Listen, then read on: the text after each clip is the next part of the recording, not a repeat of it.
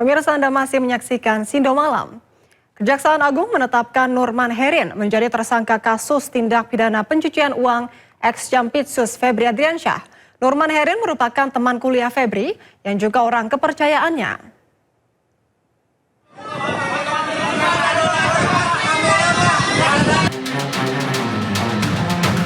Tim 9 Kejaksaan Agung menetapkan Nurman Herin sebagai tersangka dalam kasus tindak pidana pencucian uang yang juga melibatkan mantan Jampitsus Febri Adriansyah.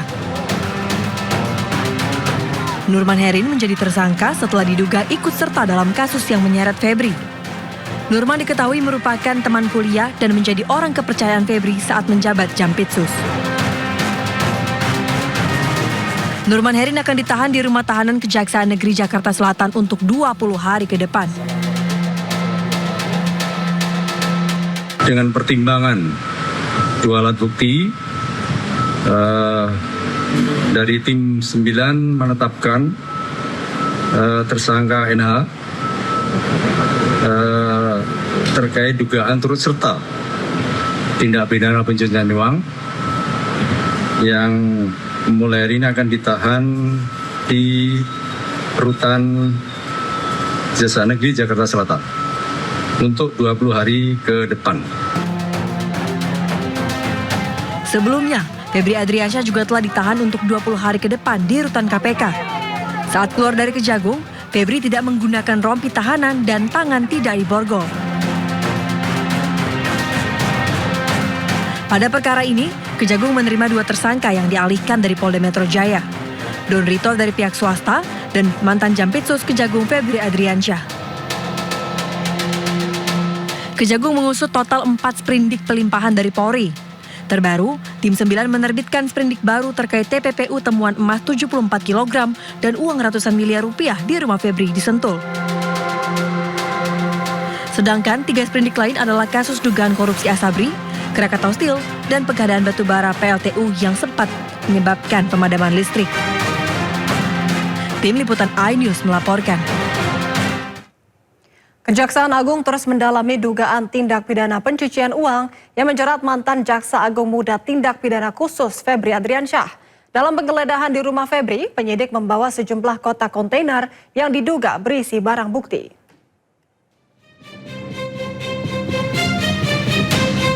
Penggeledahan dilakukan di rumah mantan Jampitsus Febri Adriansyah di kawasan Jakarta Selatan. Proses penggeledahan berlangsung selama 3 jam, mulai pukul 18.30 hingga 21.30 waktu Indonesia Barat.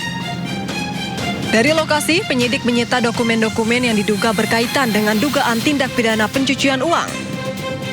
Menurut Kepala Pusat Penerangan Hukum Kejaksaan Agung Anang Supriyatna, dokumen yang disita akan diajukan penetapan penyitaan ke Pengadilan Tipikor sebelum dianalisis untuk memperkuat alat bukti dalam penyidikan.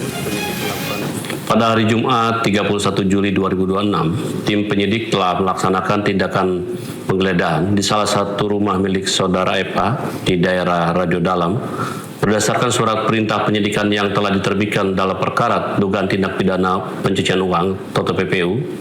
Dari hasil penggeledahan tersebut, penyidik melakukan penyitaan terhadap sejumlah dokumen yang diduga memiliki keterkaitan dengan perkara yang sedang disidik. Selanjutnya, sesuai dengan ketentuan hukum acara, penyidik akan mengajukan permohonan persetujuan penyitaan kepada Pengadilan Tindak Pidana Korupsi. Dokumen-dokumen tersebut nantinya akan dianalisis dan digunakan sebagai alat bukti guna memperkuat pembuktian serta konstruksi perkara yang sedang ditangani. Kasus ini merupakan pengembangan dari penyidikan dugaan TPPU yang menjerat Febri Adriansyah. Sebelumnya, Febri telah ditetapkan sebagai tersangka dan ditahan di Rutan KPK. Tim Liputan iNews melaporkan. Kedatangan Presiden ke-7 RI Joko Widodo disambut antusias warga Kupang. Sementara menurut pengamat politik asal Kupang, kehadiran Jokowi di NTT tidak memberikan dampak apapun selain mengenang masa lalu.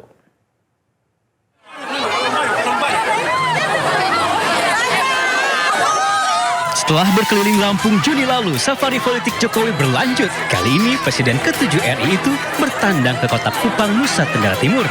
Dan seperti inilah antusiasme warga Kupang menyambut Jokowi.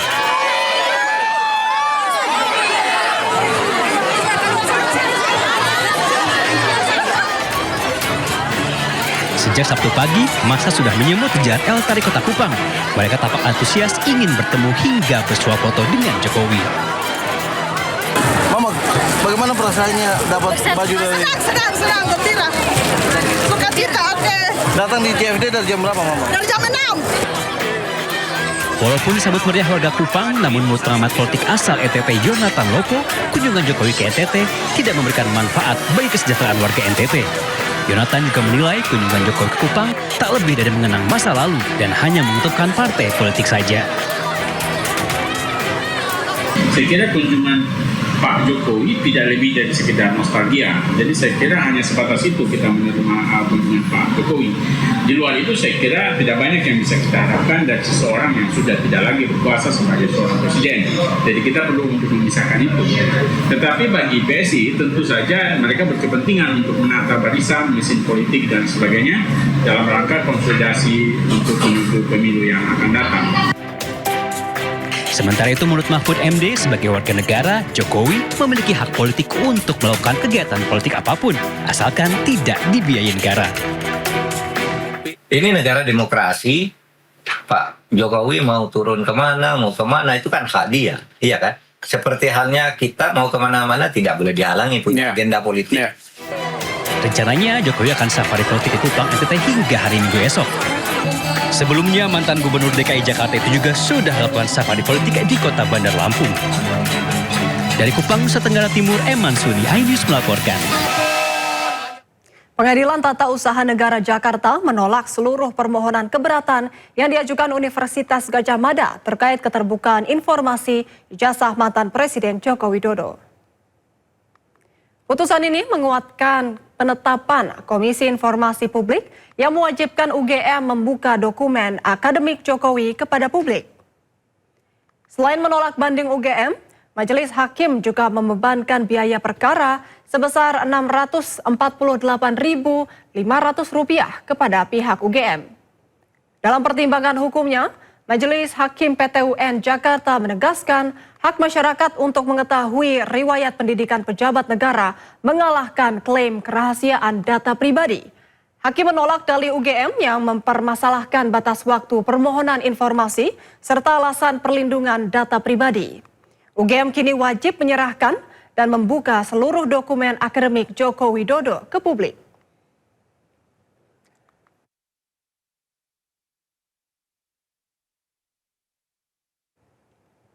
Presiden Prabowo Subianto minta unsur elit di semua bidang bersatu. Pesan tersebut disampaikan Prabowo saat berpidato di hadapan Kadin di Istana Negara Jakarta hari Jumat. Prabowo pun tegaskan keberhasilan suatu bangsa sangat ditentukan oleh kemampuan para elitnya untuk bekerja sama. Menurutnya negara yang elitnya pecah beresiko menjadi negara gagal. Terkait hal tersebut, seluruh potensi nasional harus disinergikan agar mampu mendukung kemajuan Indonesia. Saya sudah diminta kalau turun jadi presiden. Kita belajar adalah memang perlunya suatu sinergitas antara elit. Perlunya ada kerjasama, kolaborasi. Semua bangsa yang berhasil, elitnya bisa kerjasama. Semua negara yang gagal, elitnya ribut. Apa yang kita maksud dengan elit? Elit adalah unsur pimpinan. Jadi elit bangsa adalah elit politik, elit ekonomi, elit intelektual, elit agama, elit budaya, elit seni, elit produsen, elit buruh. Badan Gizi Nasional kembalikan uang 311,2 miliar rupiah ke kas negara dari hasil penelusuran 414 temuan Satuan Pelayanan Pemenuhan Gizi yang bermasalah. Kepala Badan BGN, Pak Dijumpai di kantor BGN Jakarta hari Jumat, Kepala BGN Sudaryono mengungkapkan 414 dapur MBG yang belum beroperasi telah terima pencairan anggaran atau punya rekening virtual ganda, sehingga dana harus dikembalikan ke kas negara. Terkait hal tersebut, Sudaryono pun tegaskan masalah ini telah dilaporkan ke aparat penegak hukum untuk dapat ditindaklanjuti. Telah menemukan adanya 400, bisa ditampilkan, 414 SPBG atau dapur yang rekeningnya itu kemudian rekeningnya either double atau rekeningnya dapurnya nggak ada atau dapurnya belum beroperasi. Sehingga kami mengembalikan uang negara, uang rakyat sebanyak 311.246.295.184. Pemirsa, Angkatan Muda Koperasi Indonesia atau AMKI menggelar dialog mengenai program koperasi desa atau kelurahan Merah Putih di Jakarta. Kegiatan yang menjadi bagian dari Rakernas ke-8 AMKI ini menghadirkan berbagai pemangku kepentingan untuk bertukar pandangan mengenai pengembangan koperasi di Indonesia. Angkatan Muda Koperasi Indonesia atau AMKI menggelar dialog bertajuk Koperasi Merah Putih is the Prabowo Wrong di Jakarta. Forum ini mempertemukan akademisi, pelaku koperasi, pengambil kebijakan, serta berbagai elemen masyarakat untuk berdiskusi mengenai peluang dan tantangan pengembangan koperasi desa Kelurahan Merah Putih. Diskusi juga menjadi ruang untuk mengkaji berbagai gagasan yang berkaitan dengan penguatan peran koperasi dalam mendorong pemberdayaan ekonomi masyarakat. Direktur Utama Agrinas Pangan Nusantara, Joe Angelo de Sousa, menilai koperasi dapat menjadi wadah bagi generasi muda untuk berkolaborasi, berinovasi, dan mengembangkan potensi ekonomi daerah. Koperasi yang modern dan memberikan pemahaman kepada generasi muda bahwa koperasi adalah alat pembebasan masyarakat generasi muda untuk bisa berkarya dan untuk bisa berkreasi di dalam ruang yang begitu luas besar bagi mereka, dan koperasi akan hadir sebagai patron bagi mereka. Dinilai beban pekerjaan semakin pelik dan berat, Asosiasi Kepala Daerah meminta DPR dan pemerintah menaikkan gaji mereka. Sementara itu, Menteri Dalam Negeri Tito Karnavian menyebut membuka peluang merevisi PP nomor 109 tahun 2000.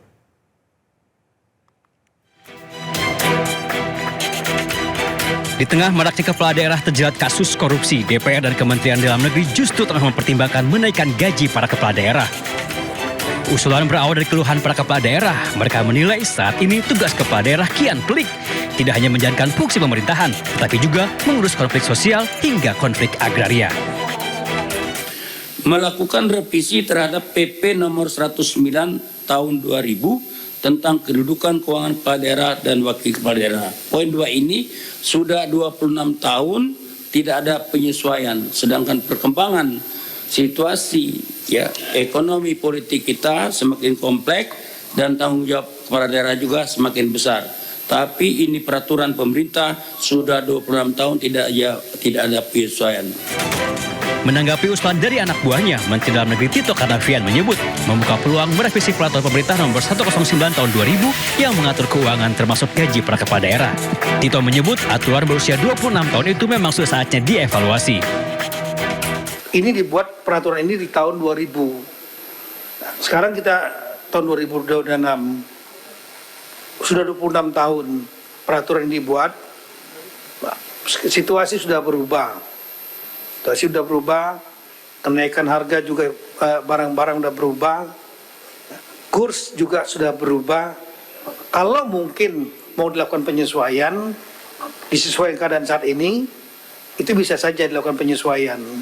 Tapi sekali lagi, kalau yang berkaitan dengan PAD, saran kami, ini juga dipertimbangkan.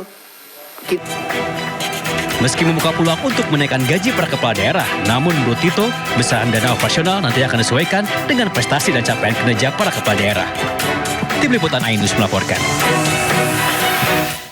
Pegiat anti korupsi Herdiansyah Hamzah menilai rencana kenaikan gaji kepala daerah di tengah maraknya korupsi tidak masuk akal. Herdiansyah berpandangan solusi mengurangi perilaku korupsi bukanlah menaikkan gaji mereka, melainkan memperbaiki mekanisme dalam tubuh partai politik.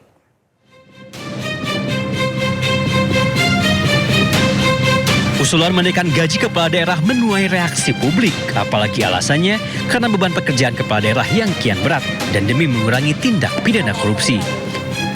Peneliti Pusat Studi Anti Korupsi Universitas Mula Warman Herdiansyah Hamzah menilai menaikkan gaji kepala daerah demi mengurangi korupsi adalah keliru. Hamzah menyebut akar permasalahan dari perilaku korupsi bukanlah jumlah gaji yang diterima para kepala daerah, melainkan tingginya biaya politik dan buruknya mekanisme partai politik. Karena problem mendasarnya bukan soal menaikkan gaji atau pendapatan kepala daerah. Kita mesti berusaha bagaimana mencari akar persoalannya. Satu, misalnya keterlibatan kepala-kepala daerah yang sampai hari ini misalnya sudah 17 plus 1 kemarin yang terjaring OTT KPK, itu mesti dipahami pada hulu persoalannya. Satu, itu berkaitan dengan kos politik. Kos politik ini kan berdampak kepada kepala daerah sehingga mereka berpikir untuk mengembalikan modal politiknya. Dengan mengusulkan kenaikan gaji atau pendapatan kepala daerah, itu adalah solusi yang keliru dan tidak serta-merta menghilangkan tindak pidana korupsi di kepala-kepala daerah. Sebelumnya dalam rapat dengar pendapat bersama Komisi 2 DPR, para ketua asosiasi pemerintah daerah berkeluh kesah jika beban pekerjaan mereka semakin tinggi dan tidak sebanding dengan gaji yang mereka terima. Mereka pun mendesak agar peraturan pemerintah nomor 109 tahun 2000 yang mengatur keuangan termasuk gaji para kepala daerah segera direvisi. Perlu kami sampaikan bahwa regulasi terkait dengan hak keuangan kepala daerah sudah tidak sesuai dengan perkembangan dan dengan perkembangan kewenangan dan tanggung jawab kepala daerah dan wakil kepala daerah yang saat ini semakin berat banyak dan kompleksitasnya. Belum terdapat regulasi pengganti yang memberikan kepastian hukum pasca berlakunya Undang-Undang Hubungan Keuangan Pusat dan Daerah. Menanggapi keluhan Asosiasi Pemerintah Daerah, Menteri Dalam Negeri Tito Karnavian pun memberikan sinyal untuk mengubah peraturan pemerintah nomor 19 tahun 2000 tersebut. Sebelumnya sepanjang 2026 sebanyak 12 kepala daerah terjaring OTT KPK. KPK menyebut pemicunya adalah mahalnya ongkos politik dalam pemilihan kepala daerah. Tim Liputan Ainus melaporkan. Ekosistem pengadaan barang dan jasa pemerintah terus didorong menjadi lebih modern dan berbasis data. Melalui Indonesia Catalog Expo and Forum atau ICEF bersama Indonesia Procurement Forum Expo 2026, pemerintah mempertemukan pelaku usaha dengan sekitar 15.000 pembeli dari berbagai instansi pemerintah. Pameran ICEF bersama Indonesia Procurement Forum Expo 2026 yang digelar di Jakarta International Expo Kemayoran menjadi ajang kolaborasi antara pemerintah, dunia usaha, dan para pelaku pengadaan. Kegiatan ini bertujuan mendorong transformasi pengadaan barang dan jasa agar lebih transparan, efisien, dan berbasis data. Selain menargetkan sekitar 15.000 pengunjung dari berbagai instansi pemerintah, pameran juga menjadi kesempatan bagi para pelaku usaha untuk memperluas akses ke pasar pengadaan pemerintah. Salah satunya, MBIS Market Loka Pasar Mitra LKPP yang menampilkan berbagai solusi pengadaan digital untuk memudahkan instansi pemerintah dalam mencari produk dalam negeri, mengelola transaksi, hingga administrasi perpajakan secara lebih efisien. Di dalam ajang ICEF selama 3 tahun berturut-turut menunjukkan komitmen kami di dalam mendukung transformasi pengadaan digital pemerintah. Dan menurut kami ICEF adalah salah satu wadah strategis di dalam memperkuat kolaborasi antara pemerintah dengan pihak swasta, serta membuka akses pasar yang lebih luas bagi para pelaku usaha untuk bergabung dalam ekosistem pengadaan pemerintah yang lebih efisien serta inklusif. Bisnis di e-katalog untuk memastikan bahwa harganya adalah harga yang terbaik, penyedianya juga adalah penyedia yang terbaik, kapasitasnya juga terlihat, sehingga nanti itu menjadi satu pasar yang terbuka, di mana semua bisa melihat dan ikut mengoreksi. Gunung Etna di Italia kembali menunjukkan keganasannya. dengan memuntahkan lava pijar dan ledakan dahsyat yang menggetarkan langit Pulau Sisilia. Informasi selengkapnya usai jeda, tetaplah di Sindo Malam.